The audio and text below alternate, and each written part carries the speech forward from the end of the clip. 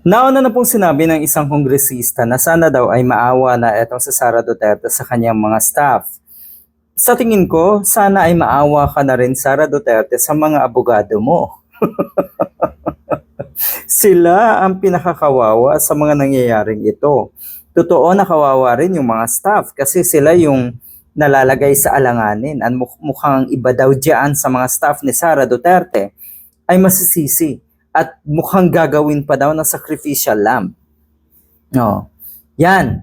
Yan ang mga totoong takot kay Sara Duterte kasi madalas sabihin natong mga taga-suporta ni Sara Duterte na takot daw yung mga kritiko ng mga Duterte sa 2028 sakaling maging presidente na si Sara Duterte. Hindi po, ang mga takot po ay yung mga nasa paligid ni Sara Duterte.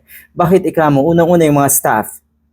Kahit alam nila na sila ay winawalang hiya at ginagawang tanga, ginagago na ng kampo ni Sara Duterte na andyan pa rin. Takot na takot. Bakit? Pangalawa yung mga abogado. Ay kung ako ay matinong abogado pa sa puntong ito, makikita mo na, kitang-kita na natin. Nakahiya-hiya na kayo. Anong meron?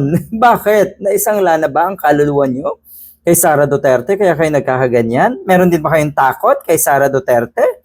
Nako, kayo ang totoong takot. Ngayon, ang sinasabi ni Sara Duterte sa hindi niya nga pagdalo sa impeachment trial, siya daw ay fully represented. Kaya daw wala siyang rason para umattend ng trial. Fully represented daw siya. Natawa ko dun sa fully represented. Yun, tama. Tama naman eh. Bakit ikamo?